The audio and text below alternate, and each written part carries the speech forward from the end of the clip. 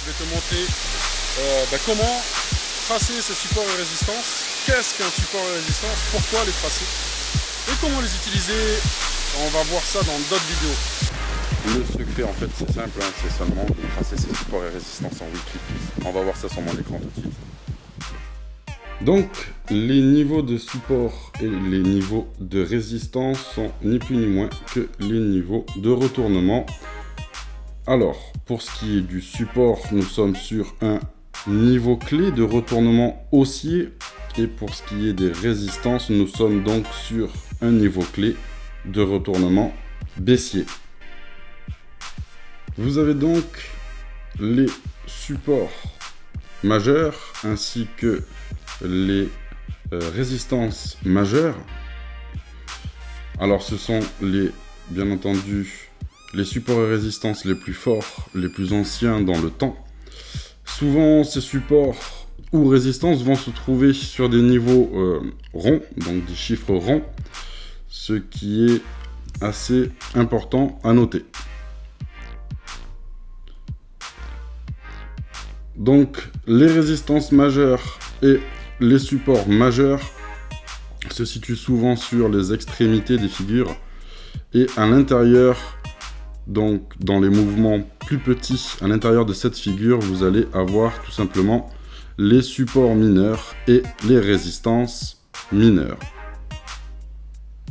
Donc je vais utiliser tout simplement les niveaux de support et résistance qui ont été tapés dans le passé. Je vais prolonger les niveaux dans le futur pour pouvoir observer le prix actuel.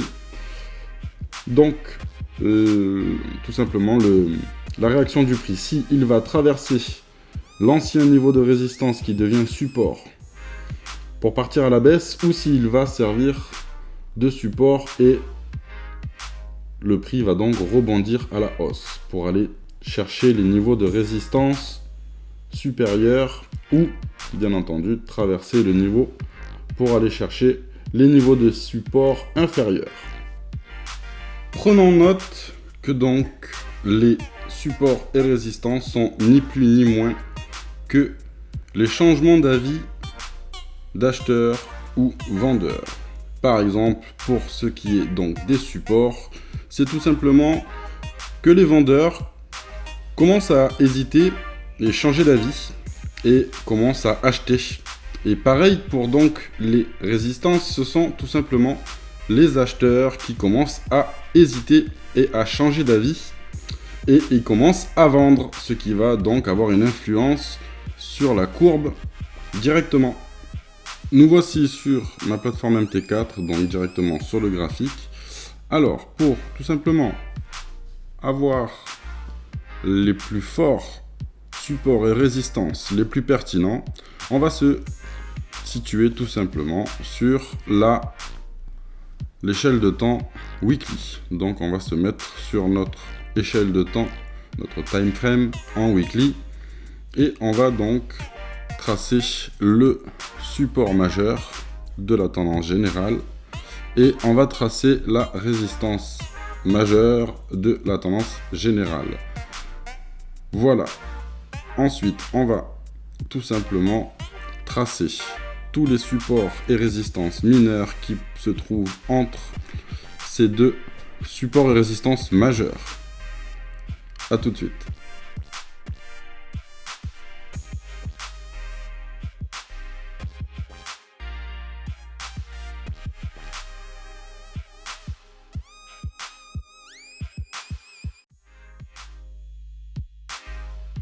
Voilà, donc une fois mes supports et résistances tracés en weekly, on va s'apercevoir quelque chose parce que là en fait je les ai tracés dans le passé exprès pour vous montrer que dans le futur, sans prendre en compte le futur potentiel, juste en traçant mes supports et résistances, en prenant des niveaux dans le passé, on s'aperçoit donc que dans le futur, ces niveaux vont être respectés et vont être à nouveau tapés par le prix, comme on peut le constater, et littéralement respecté.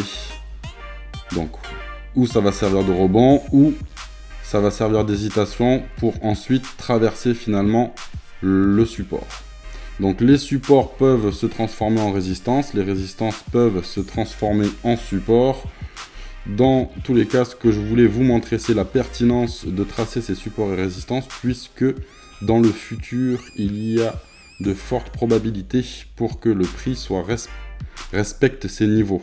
Et donc le prix atteint ces niveaux qui ont été tapés dans le passé. Donc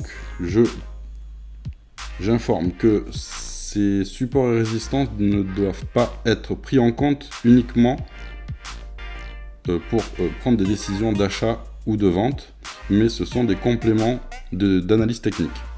Donc on utilise les supports et résistances pour ces analyses techniques. Moi personnellement, je trace mes supports et résistances en weekly pour pouvoir donc effectuer mes analyses techniques en day one, et on peut s'apercevoir que mes niveaux de support importants sont respectivement tracés et le prix vient donc buter, et on vient constater les hésitations qui viennent donc nous former des figures chartistes.